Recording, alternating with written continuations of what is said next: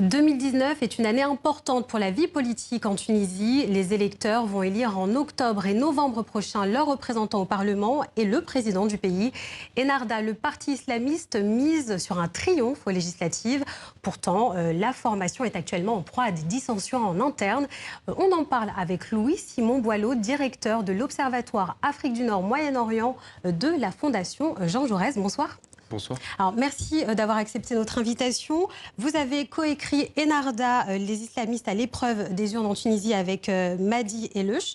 Donc le mouvement Ennahda est né en 81. Il a été longtemps à la marge de la vie politique. Il a été après légalisé en 2011. Maintenant, il co-gère le pays. Comment a évolué cette formation politique ? Vous l'avez dit, à la marge de la vie politique et même dans l'exil politique. Ce qui est très intéressant quand on analyse la trajectoire du parti islamiste Ennahda, c'est de voir que ce parti qui, en 2011, est encore illégal et contestataire, est devenu aujourd'hui en fait un parti de l'establishment politique. Et le chemin qui a été parcouru en 9 ans, de 2011 à aujourd'hui, 8 ans, a fait évoluer un certain nombre de lignes en interne, et notamment stratégiques, d'adoption et d'acceptation du jeu démocratique.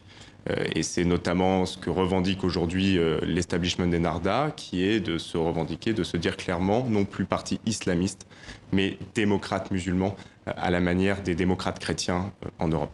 Alors si on dit donc le Parti démocrate musulman, si je reprends donc du coup ce terme, au sein de ce parti, il y a de nombreuses tensions donc, en ce moment, autour notamment des choix stratégiques.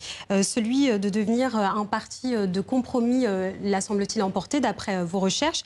Aujourd'hui, pourquoi Ennahda est en proie à des luttes internes ? Eh bien, à juste titre, parce que cette stratégie de gouverner avec son meilleur ennemi, qui était le parti du président Béji Caïd Essebsi et de son Premier ministre Youssef Chahed dès 2014, a conduit à ce que la base politique d'Ennahda soit déçue des choix politiques pris, des compromis passés, et qu'au sein de l'appareil politique, au sein des lignes s'affrontent entre, disons, une ligne plus conservatrice, plus rigoriste sur le plan des mœurs, et une ligne plus progressiste qui aspire à ce que le parti et son idéologie évoluent vers, disons, une forme un peu plus de modernisme sociétal notamment. Est-ce que l'hypothèse de mouvements dissidents qui seraient issus d'Ennahda, est-ce que c'est possible ? Alors, en tout cas aujourd'hui, ce n'est pas le cas. Ennahda a une forme d'hégémonie politique sur le spectre tunisien, sur le champ politique tunisien, sur la question de l'islamisme politique dans le corps électoral. Néanmoins, il y a effectivement des voix isolées, individuelles, qui contestent. Mais les plus grandes contestations se font aujourd'hui en interne, au sein de l'appareil, et des camps s'affrontent sur la ligne à adopter pour les prochaines élections. Alors, aux dernières élections municipales, donc en 2018, le parti est arrivé en tête, mais le nombre de bulletins glissés du parti Ennahda a baissé. Est-ce que l'engouement pour la formation a, elle, également été revu à la baisse ? Très nettement, c'était l'un des grands enseignements de la dernière élection, la première élection municipale et donc la dernière élection qui a lieu en Tunisie en mai 2018, c'était de voir que Ennahda perdait des voix, mais pas uniquement sur l'ensemble du territoire et principalement dans ces zones de force électorale au sud du pays. Et donc effectivement, cela reflète une désaffectation pour la politique qui est menée. Et l'un des derniers indicateurs que l'on a pu mesurer, qui a pu être mesuré même si c'était contesté, c'était que dans les sondages et les sondages d'opinion, le leader Rached Ghannouchi est à peine à 3% d'appréciation favorable. On parle donc de Rached Ghannouchi, donc le leader de Ennahda. On parle beaucoup des hommes, mais où sont les femmes dans ce parti ? Il y en a.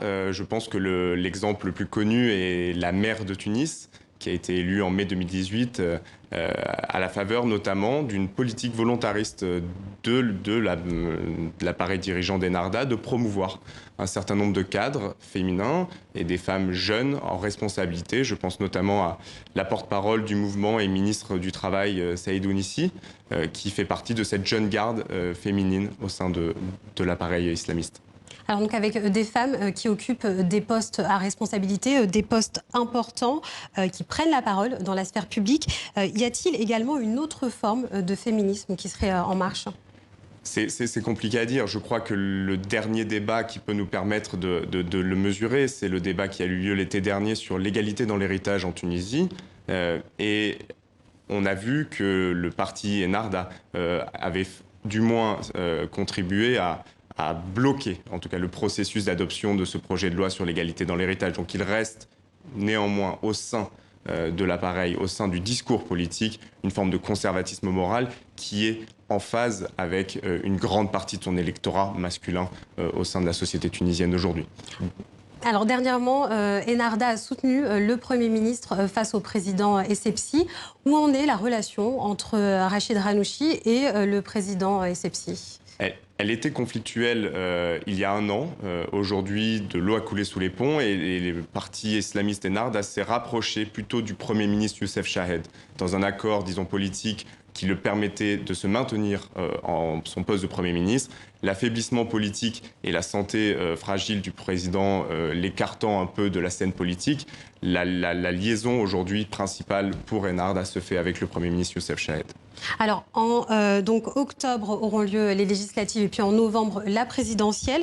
Projetons-nous un instant. Quelles sont les chances d'Ennahda ? Tout va très vite.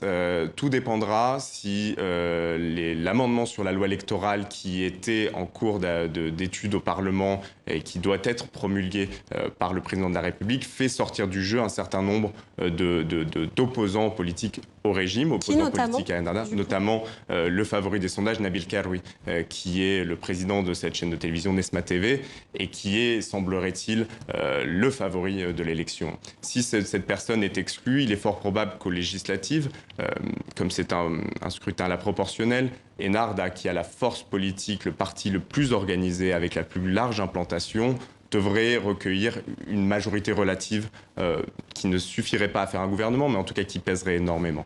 Concernant la présidentielle, je serais un peu plus sceptique, car c'est une élection comme en France à 2 tours, et là je pense que les islamistes se confronteront à un plafond de verre. Et tout le débat est justement sur de présenter ou pas un candidat islamiste à la présidence de la République, ou plutôt de faire une stratégie de soutenir un candidat d'un autre parti avec les voix islamistes. Alors, la Tunisie a à nouveau été frappée par des attentats.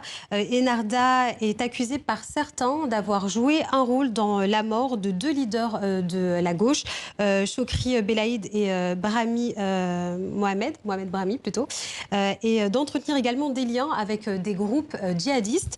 Dans ce contexte, ce sont des épines dans le pied d'Ennahda. Comment la formation peut y faire face ? Je crois que c'est un sujet extrêmement complexe, extrêmement tendu dans l'opinion publique tunisienne. Il y a effectivement ces soupçons, comme vous le rappeliez, de collusion entre les groupes djihadistes de 2011 à 2013 avec la formation politique islamiste Ennahda. Je pense qu'aujourd'hui, il serait osé et très compliqué de faire un lien entre les différents attentats qui ont eu lieu ces derniers mois ou ces dernières années en Tunisie avec le leadership du parti islamiste. Néanmoins, cela reste comme une forme d'inconscient dans la société politique tunisienne et qu'effectivement, tant que la lumière n'aura pas été complètement faite sur les 2 meurtres de ces figures de la gauche tunisienne, il y aura toujours ce doute persistant sur l'existence notamment de cabinets noirs au sein du ministère de l'Intérieur qui était à l'époque dirigé par un ministre islamiste. Je rappelle le titre de votre note coécrite avec Madi Eleuch, Ennahda, les islamistes à l'épreuve des urnes en Tunisie, publiée à la Fondation Jean Jaurès. Louis-Simon Boileau, merci. Merci.